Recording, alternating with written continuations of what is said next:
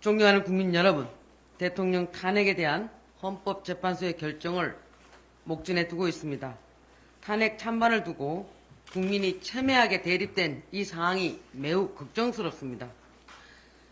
형사 피고인 이재명 대표가 입만 열면 먹사니즘, 잘사니즘, 기업 성장을 말씀하셨는데 이 대표가 말하는 중도 보수 정책은 결국 윤석열 정부의 국정과제와도 같습니다.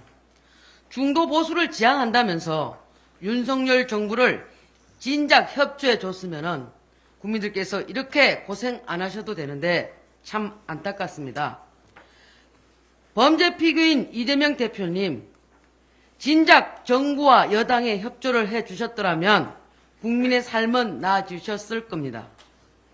형사 피고인 이재명 대표님, 정부가 하려는 것마다 발목 잡지 않았더라면 청년들의 미래는 좀 더 밝았을 것입니다. 왜 도와주지는 못할 망정 정부 추진 과제들을 박살냈습니까? 왜 그랬습니까? 본인의 8개 사건, 12개 혐의, 5개 재판으로 감옥 가기가 매우 두려워서 그랬지요. 감옥 가기 싫어서 그랬지요. 아니면 이참에 깽판 지고 대통령 되어보려고 그랬나요? 이제는 대통령이 다 된 양 헌법 84조를 자가동력 다수설로 둔갑시켜 대통령이 되면 재판이 중지된다는 등 김칫국을 팍팍 마시고 계시는데 당신은 자격이 없습니다. 왜? 범죄 피고인이니까요. 헌법재판소 재판관님들 잘 들어보세요.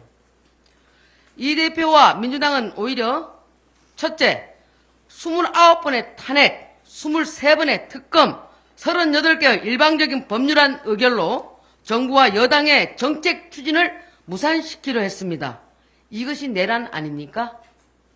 둘째, 국회와 행정부 전반에 대한 부당한 예산 삭감으로 경찰의 중요 수사 활동을 마비시키고 치안 공백을 초래했습니다.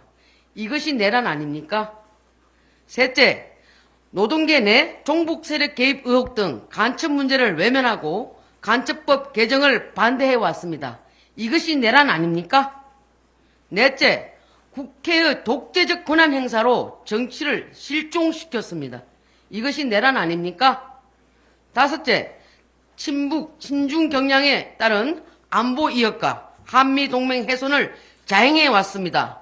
이것이 내란 아닙니까? 헌법재판소 재판관님들 무엇이 중요한디요?